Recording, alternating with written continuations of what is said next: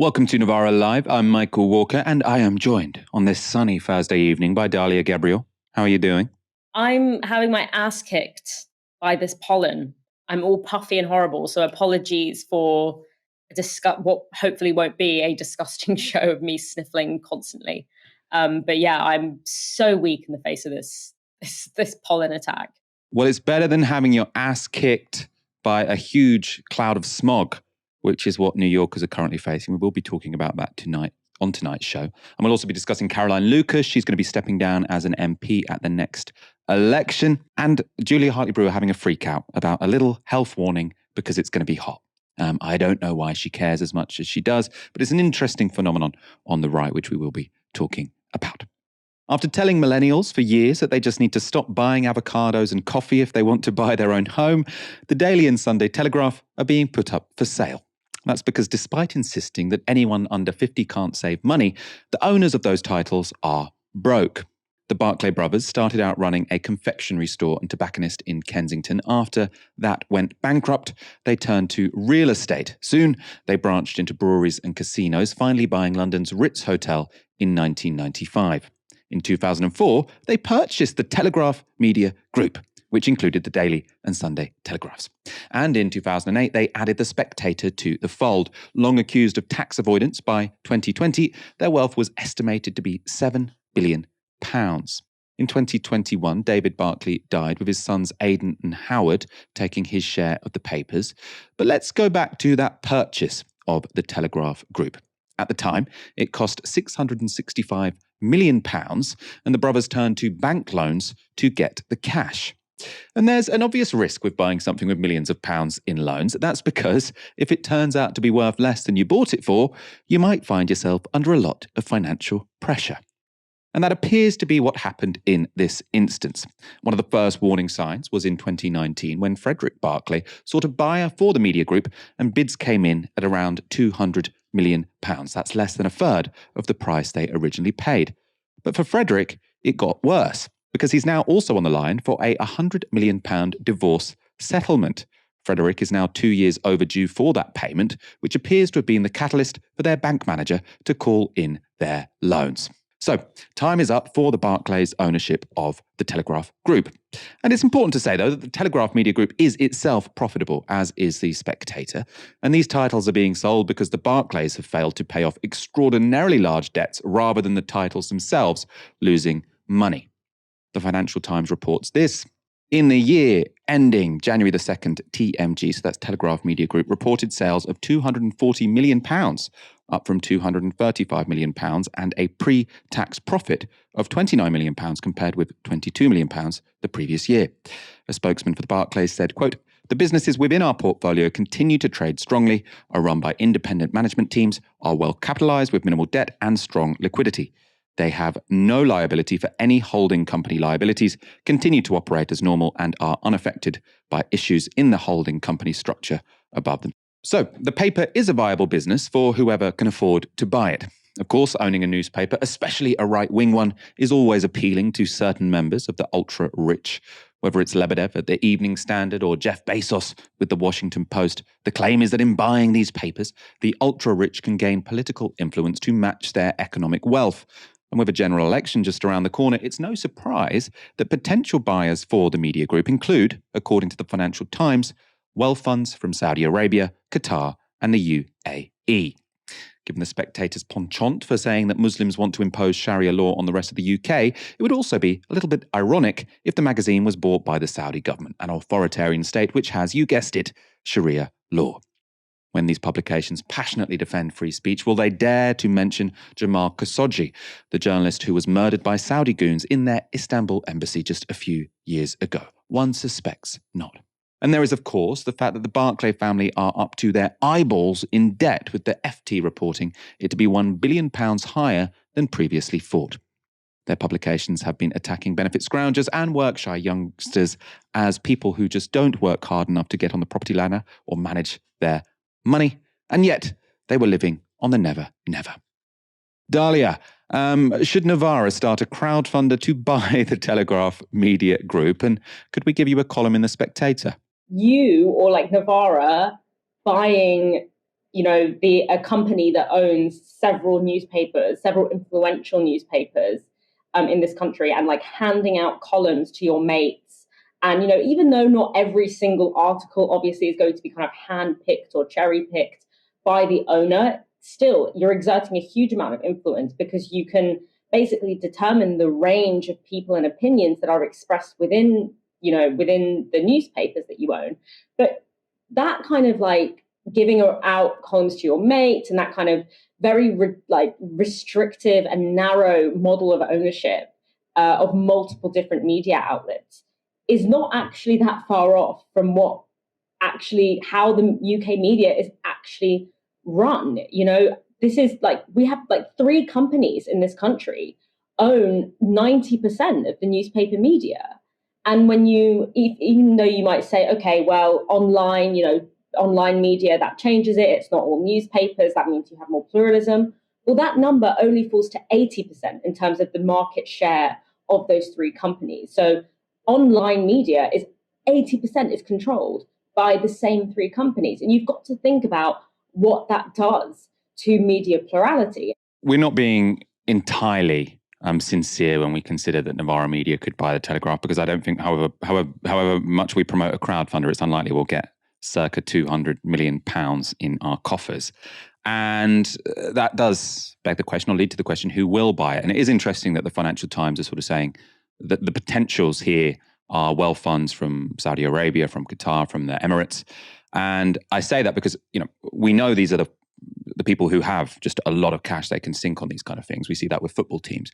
But with football teams, obviously this is oil money. With football teams, people say that, yeah, that's maybe sports washing those regimes, but you can't, dictate the editorial line of a football team. They just play football. But if you have oil-rich countries whose wealth is based on exporting oil, owning newspapers, then that would seem somewhat worrying, especially in terms of combating climate change. Dalia, how worried would you be if the Saudis or the Qataris or the Emiratis bought the Telegraph Media Group?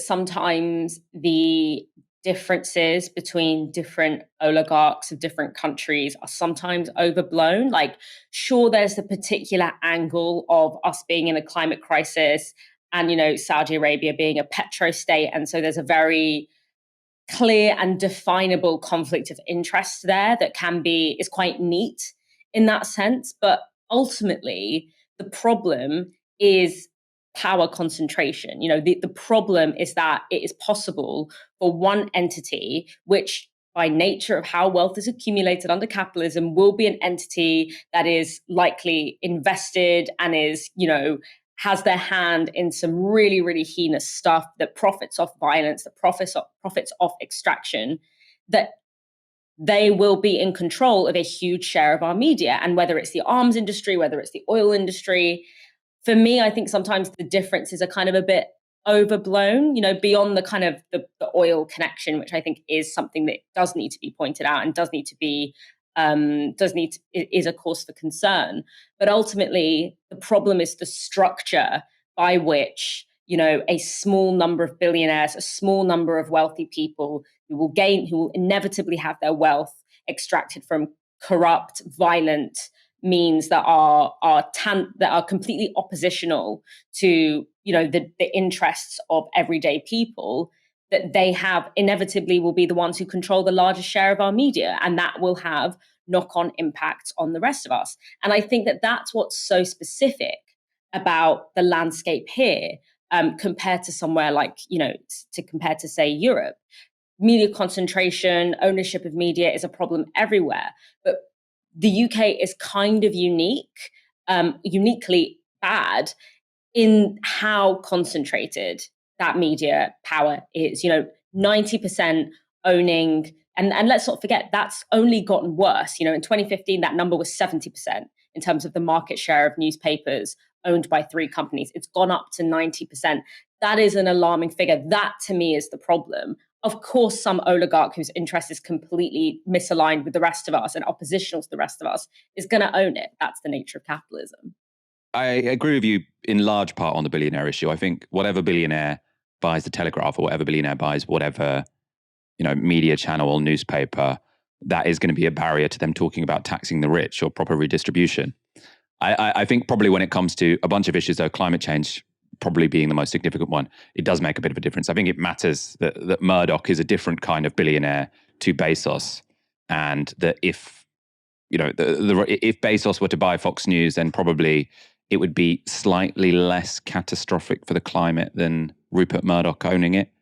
Obviously, Bill Gates buying it would be slightly different. But this is not the sign of a healthy democracy where we're saying which billionaire would I prefer to control the media. Right now, New York looks like this. Smoke has engulfed the city, plunging it into a dystopian scene straight out of Blade Runner. By Wednesday afternoon, the city had become one of the most polluted in the world. Planes were grounded, schools were shut, and Broadway shows were cancelled. So, why is this happening? The smoke suffocating the area has been caused by Canadian wildfires. It began to flow south across the border on Tuesday, worsening over the following 48 hours. And it hasn't only blanketed New York, Philadelphia, Pennsylvania, and Washington, D.C. have all been affected. The smoke has even traveled as far south as Alabama.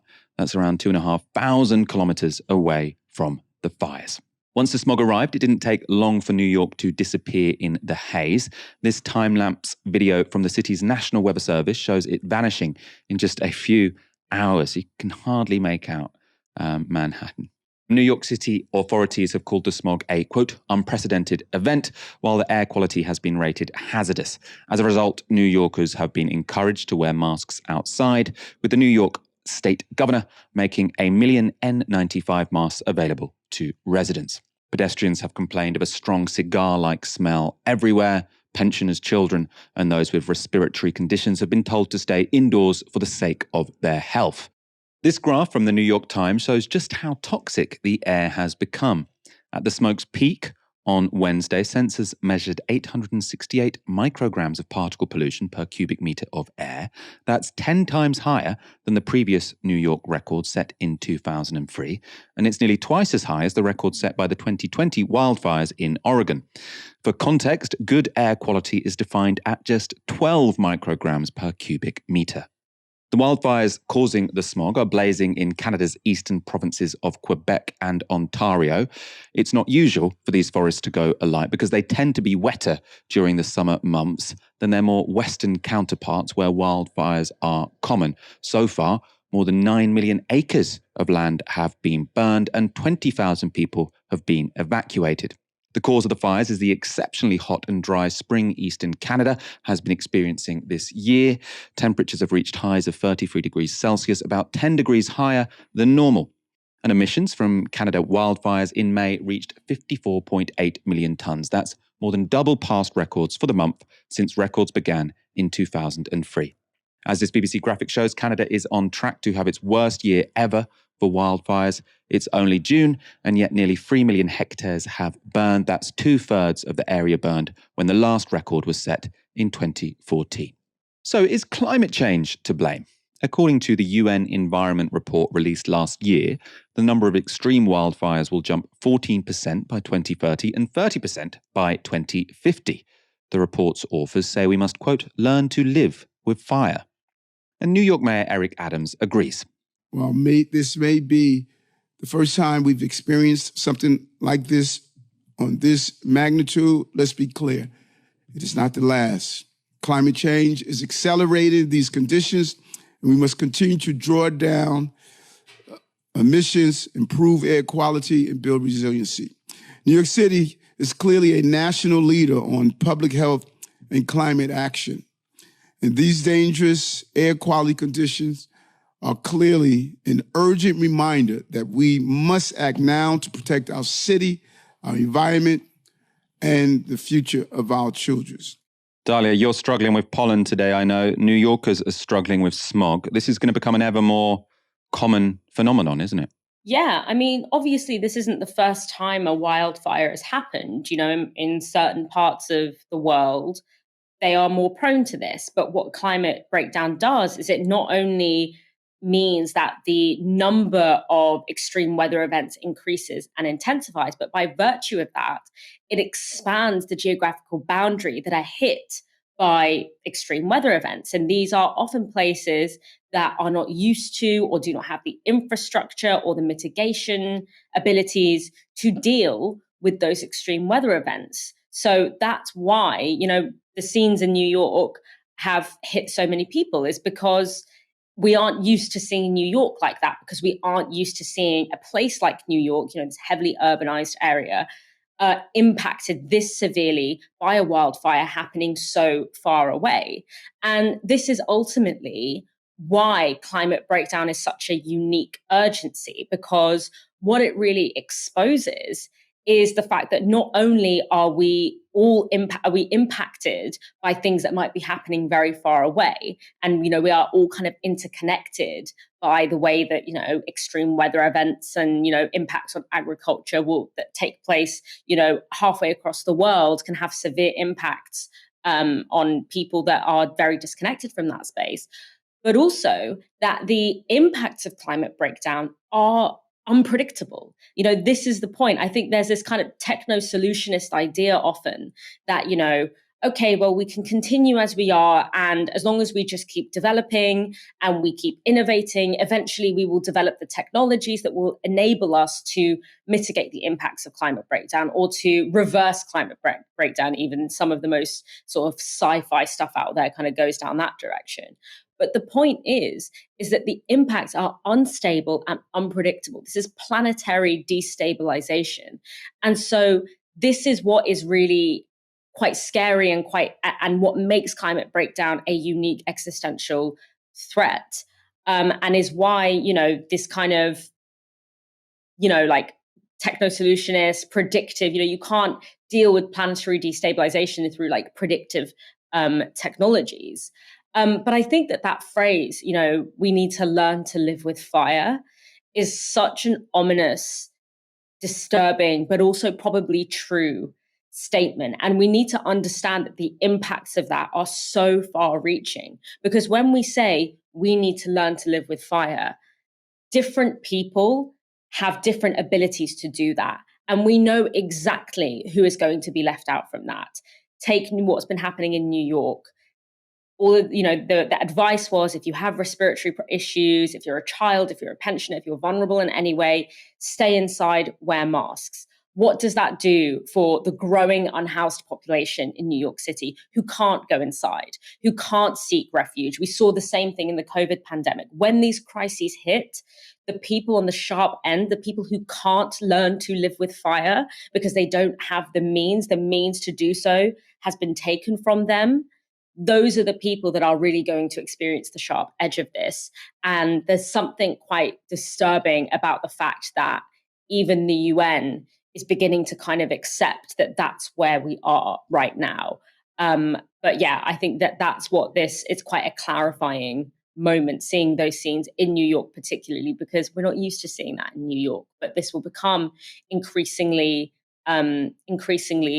common, as has been predicted for decades, and that we have, oil companies have prevented us from being able to take the necessary action to stop us from getting in this situation in the first place. I want to talk about the politics of this and what effect this smog might have on the politics of climate in the United States.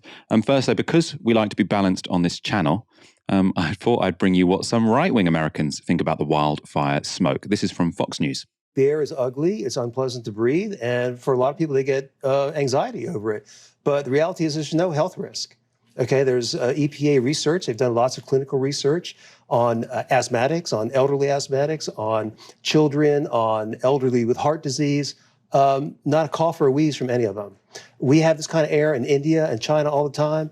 No public health emergency. Speaking of, do you notice, like, in all the coverage of, Bill Ware, the tailpipes, all this stuff, they never, ever mention the fact at the top that China is the #1 polluter in the world. Never. Yeah, this is like clean air in China. I mean, it's really bad. They in the winter, they never turn on their scrubbers for the air pollution because they don't care. Weir has no idea what he's talking about. This doesn't kill anybody. This doesn't make anybody cough.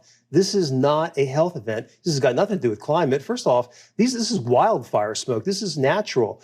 This is not because of climate change. It's not because of fossil fuel, internal combustion engines. He just has no idea what he's talking about. All day, by the way, it seemed like the media figures that we've become accustomed to seeing on television during these crises, they seemed like they were back in their element, in kind of almost enjoying the moment of wearing masks again, didn't they? They seemed to have a little pep in their step with those masks.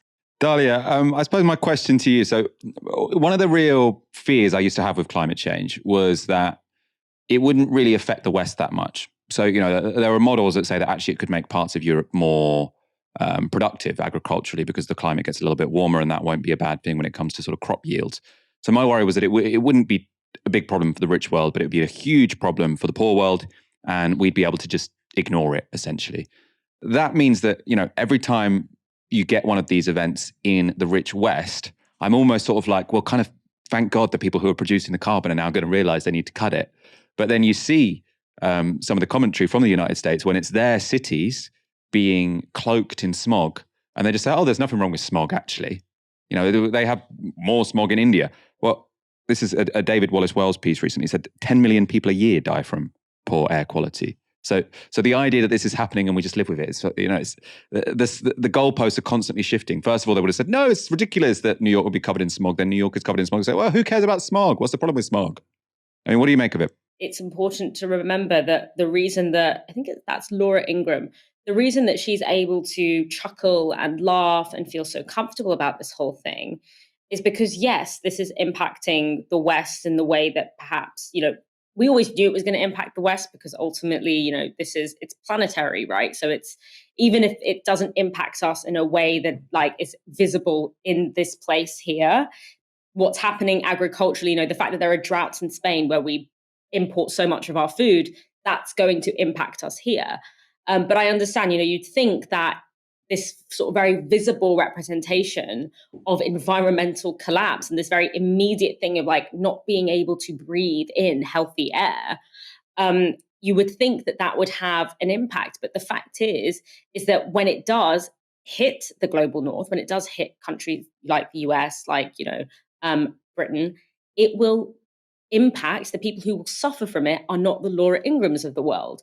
I'm sure that Laura Ingraham and whoever that man was with her, the man that I do not know, as Bernie says, I'm sure that they have some nice holiday homes in a variety of places that they can, go to with different climates or whatever, so that they can, when it's too hot, they can go to a place that's a bit cooler. When it's too cold, they can go to, do you know what I mean? The rich have mobility, they have resources, they have infrastructure, they have choice. We saw this in the pandemic when those of us who, live in inner cities had to stay and be in the eye of the storm of the pandemic, and people who are wealthy were able to leave and go to their second homes and kind of have, where they have an office in their home and they have great Wi-Fi and they're able to go for long walks and, be sort of essentially continue their lives in a way that, wasn't so deeply impacted.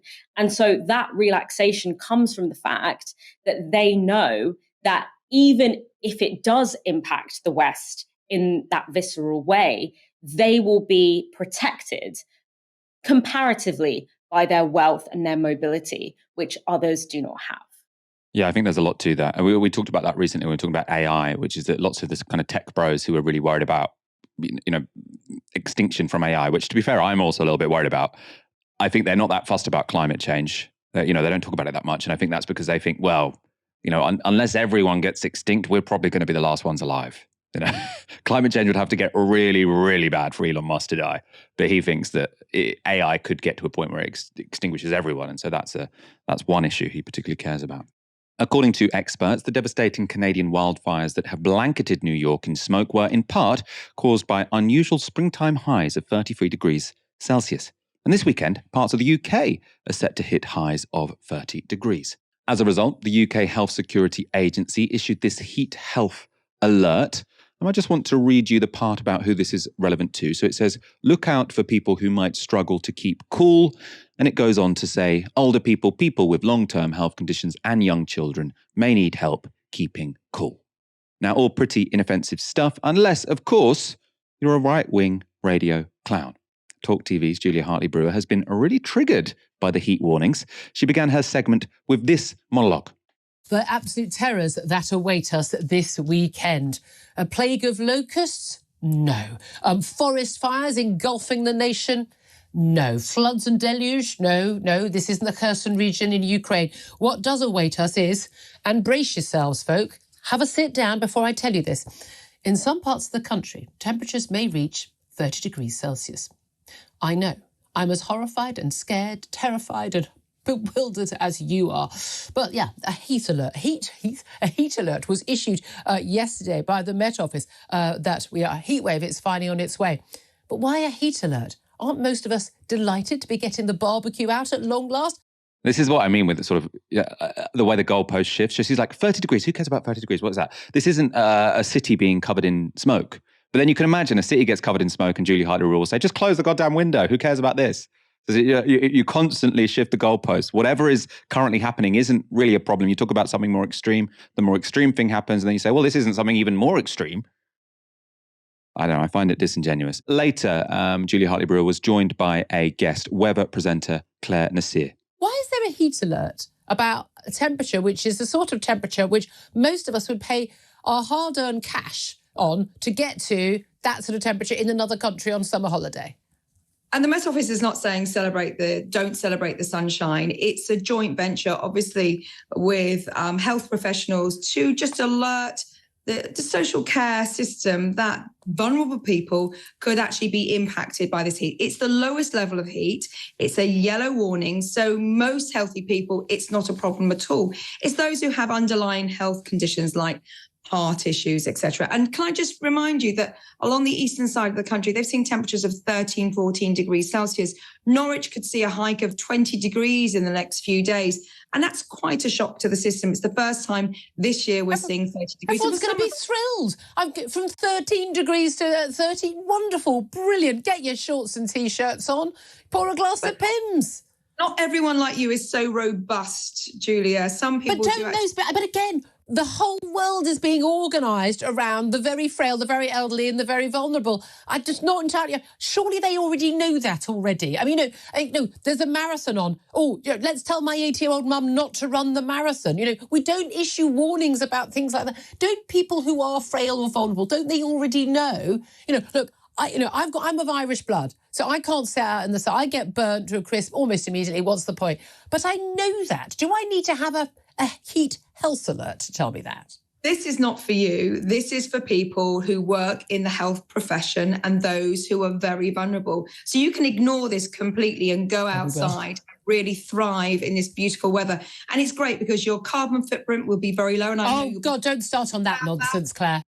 Don't start on that nonsense, Claire. Wow. I mean, I think that was so telling about the politics of Julie Hartley Brewer and actually that segment of the right in this country. One, because she's talking about something that's completely irrelevant, right? It's just a health. She can ignore the health warning. As the guest was saying, it's not for her. She says the whole of society is being organized around these vulnerable people. Why is it being... All you have to do is read one small health warning. You don't even have to read that. The only reason anyone really knows about this is because you've made some bizarre, angry segment on your show about it. And the extent to which sort of the right wing are just constantly... if I go on sort of like right-wing TV or right-wing radio or whatever, they always want you to comment on like a tweet that some small borough council has made, which says something about solidarity with black people or maybe, recycle your stuff. And I was like, why are they shoving this down our throat? It's like, it's a tweet. It's one agency saying, if you know someone who's particularly vulnerable to the heat, maybe check that they're okay, right? So how is that organizing society around this risk? Dalia, can you decode what's going on here?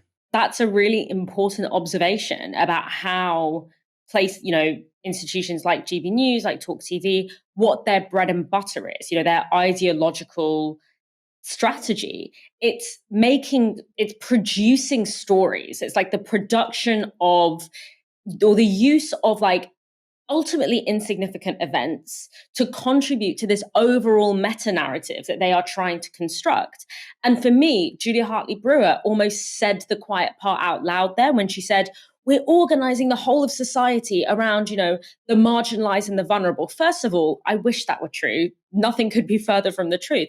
But what she's trying to do there is using this completely pedestrian, like normal, not like irrelevant thing, which is just public health advice that I'm sure is nothing out of the ordinary. It's not new.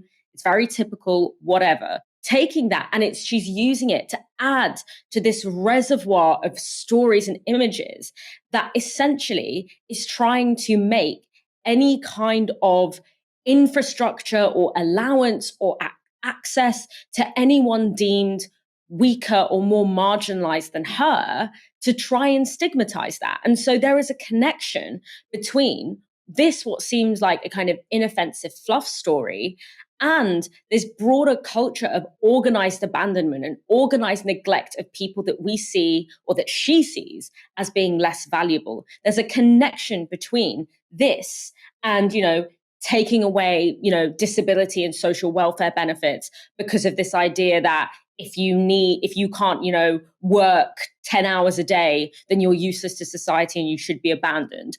Or the same logic that leads to refugees and asylum seekers being abandoned on the streets of London or being, forced to take unsafe routes across the Mediterranean. It's the cultivation of this meta-narrative that somehow, the most vulnerable people, the most marginalized and dispossessed people have won over everyone else, and that actually the morally right or the common sense approach is to allow them to be abandoned. And so, in a sense, when that's your ideology, and when that's the ideology you're trying to implement and trying to normalize, and you're a hammer and everything looks like a nail, even this completely irrelevant, non-news story of a public health agency saying, it's kind of getting to and let's not forget, in Britain, we aren't used to high temperatures. We don't have the infrastructure for it. Our buildings aren't built to be in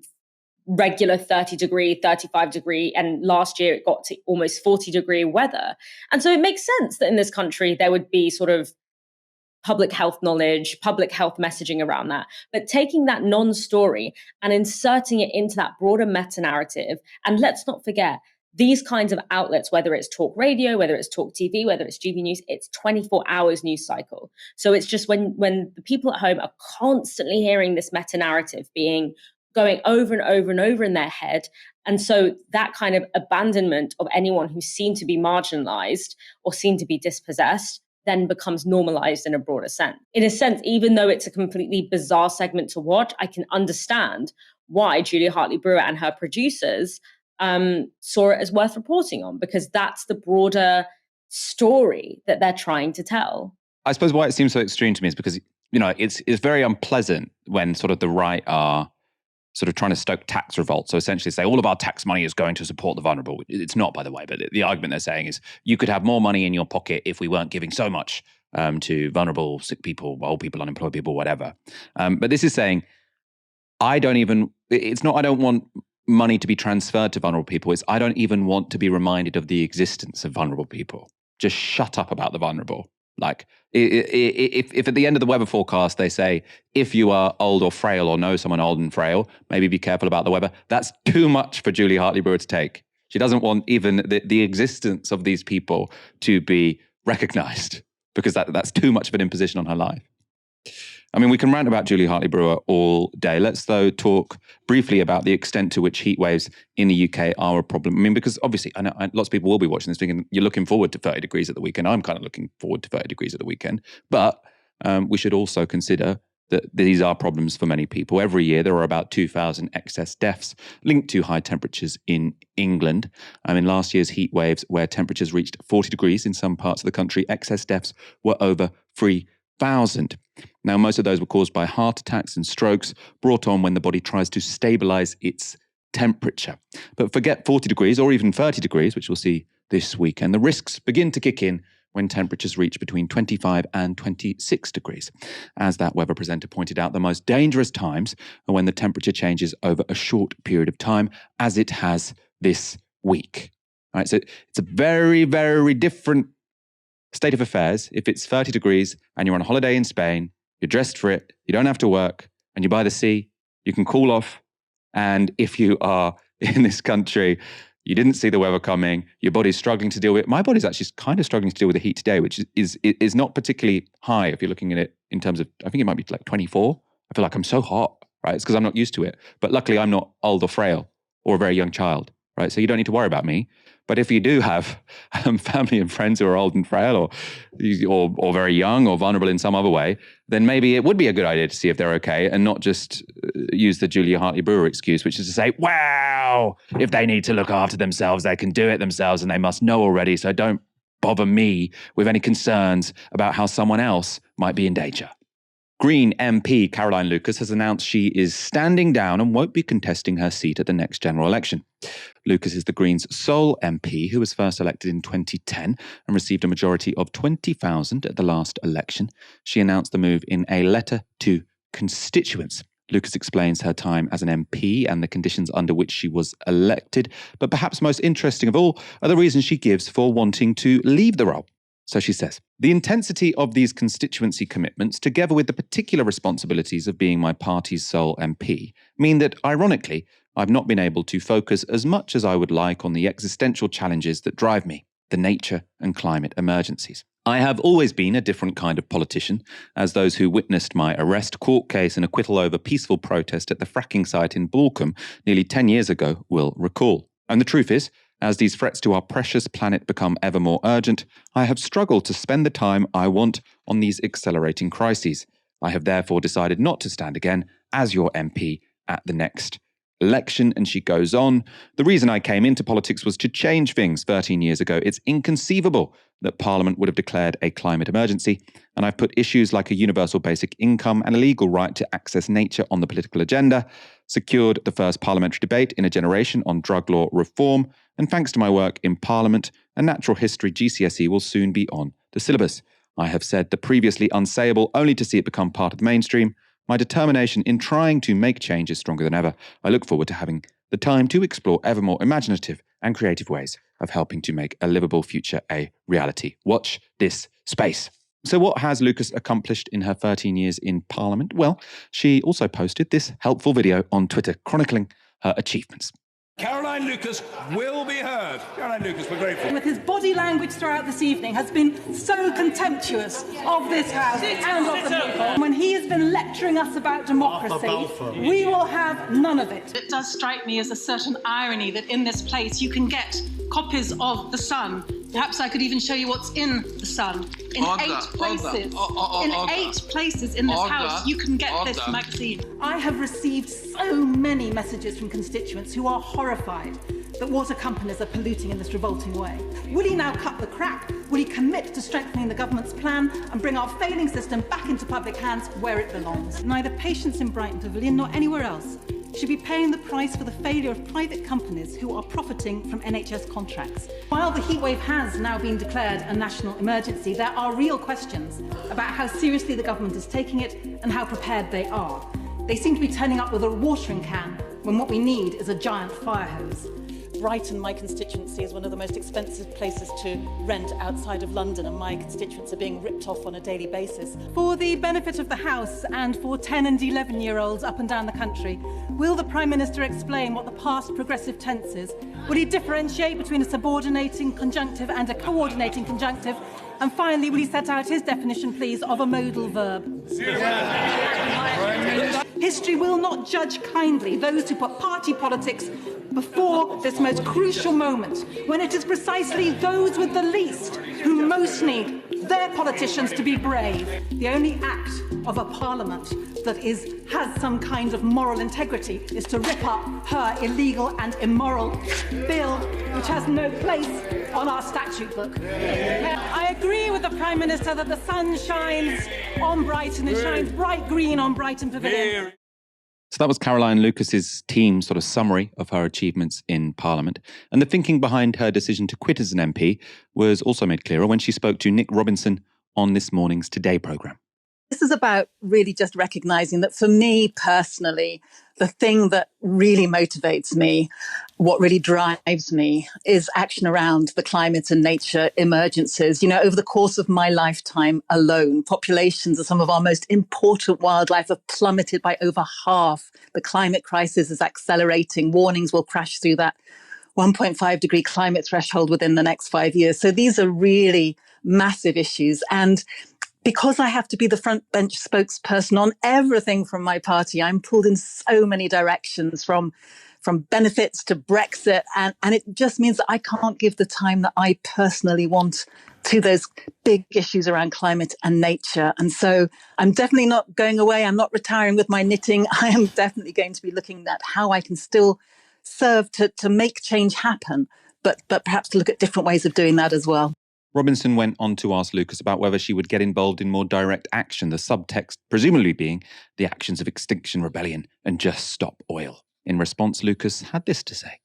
I certainly think there is a role for peaceful direct action, and as you say, I always have done, and I've done it myself. But actually, I think right now the Greens are at such an exciting stage. We've just had the most successful local elections ever, with the largest party on 10 councils. We're in administration in over 30, and so working to get more Greens elected at the next general election is my priority. Not just replacing me here in Brighton, but Carla Denyer in Bristol Central, Adrian Ramsey, Mid Suffolk, Eddie Chowns, North Herefordshire. I've got to be wary of your party political broadcast here, Caroline. I know you're leaving, but we don't allow other parties to come on and tell us who to vote for in individual constituencies. Let me just say generally that we have an amazing next generation of Greens. And I just want to say that I'll be doing all I can to get each one of them elected. Understood.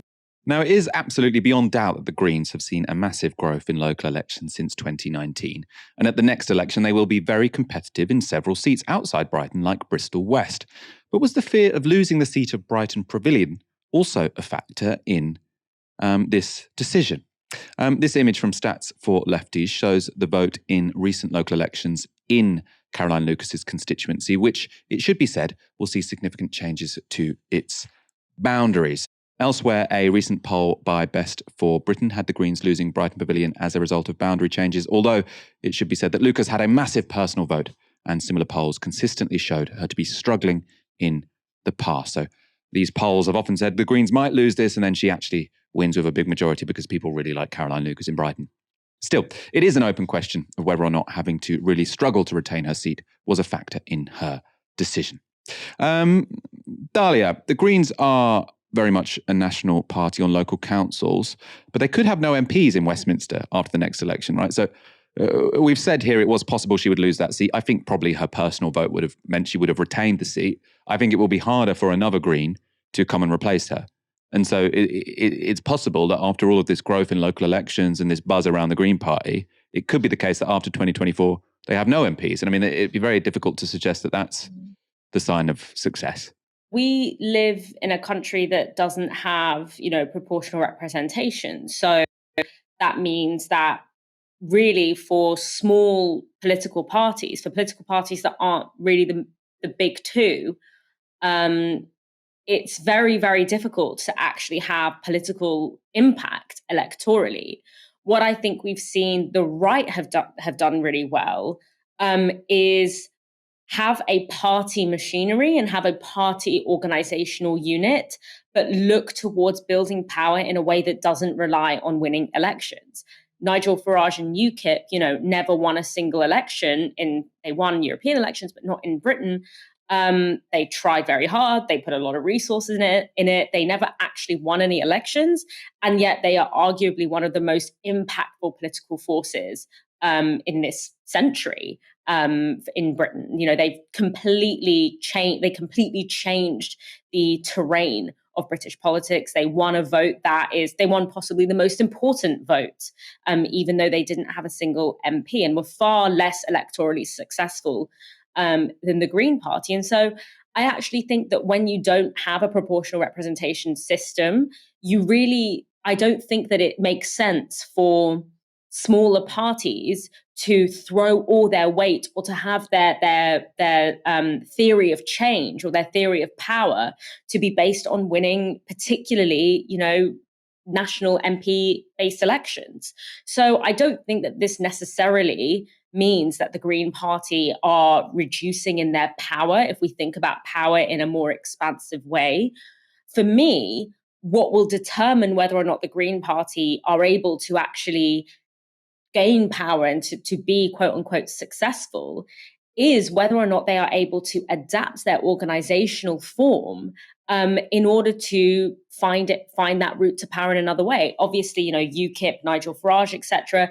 They had the fact that the weight of the tabloid media, while not directly endorsing him, was certainly willing to tacitly back up the vast majority, the way that he views the world, the way that UKIP portrays the world. And so in that sense, they have a lot of ideological backing from very powerful institutions. The Green Party don't have that.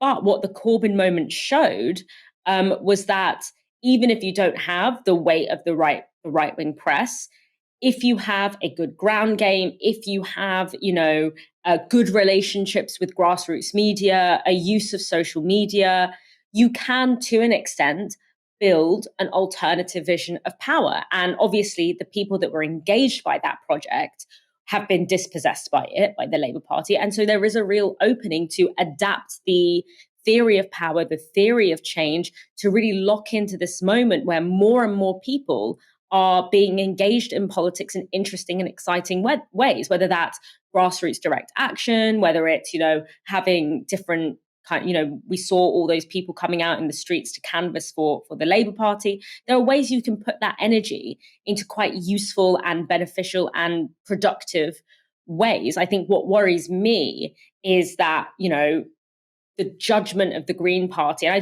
don't know exactly how factionalism within the Green Party works, but at some point in the past sort of 5 years, the judgment of where to place energy has been a bit off. For example, the fact that we had, in the 2019 election, when the possibility of a truly progressive Green New Deal was on the table, the Green Party decided to contribute to the idea that this was a Brexit election and throw all of their weight behind, an anti-Brexit vote. That to me was odd political judgment and was out of step with the streets. The fact that I haven't seen them meet the energy of the people who have been dispossessed by the Labour Party, that to me is more indicative of perhaps a lack of good political judgment. But in terms of Caroline Lucas, or them not having an MP in Parliament, I think we know now from the way that UKIP rose to power, etc., that you don't need to win elections in order to influence politics in this country. And in fact, in a non-PR system, that resting your kind of theory of power on winning elections is kind of nonsensical. I disagree somewhat. I mean, I think that the influence of the Green Party has been greatly sort of increased by the fact that they have an MP in Westminster. So I wouldn't sort of underplay the significance of elections. And I mean, I agree with you with UKIP, but UKIP have had a slightly different strategy. So what they did was they had one big name. They chose their wedge issue, which was obviously the referendum. And then they made the Tories terrified that they would lose a bunch of seats, so that they had to concede to them on their one single wedge issue, which was the referendum. The Greens seem to have taken a slightly different strategy. I talked about this with Aaron on a recent show, which is essentially not to choose a wedge issue and not to, say we're going to throw the election. They've actually seemed to more have sort of systematically chosen a few places where they can build up a base precisely to get people elected into Parliament or elected onto council, so that they sort of build up a bigger presence. Given that, it does seem to me risky. So if what they want to do is, within 10 or 20 years have 3 MPs, it seems risky for one of their MPs to stand down before they have another one. Now, I suppose Caroline Lucas is thinking, I mean, to be honest, I imagine it's probably a personal decision, which I totally respect. Like, I wouldn't want to be an MP for 13 years, frankly, right? So there's maybe a personal decision. The upside, I suppose, the best case scenario for the Greens is that Brighton Pavilion is so committed to green politics that they will elect a green successor, and then you will have a new generation of green politicians, one of them in Parliament. That's very plausible, but it's high risk because that person will obviously have less of a personal vote than Caroline Lucas did. And if their strategy was this sort of slow game of building up a presence in Parliament and on local councils, instead of, trying to outflank the Labour Party and forcing them to take on their policies at risk of them throwing the election, which is what UKIP did. UKIP said, Tories, you have to take on our policies or you're going to lose the next election because we're going to throw a load of seats where your people that would have voted for you vote for us instead, and Labour get through the middle. The Greens, for obvious reasons, don't seem to be comfortable making that threat against the Labour Party, so they played the slow game. And if you're playing the slow game, resigning before you have a different MP seems a little bit odd to me.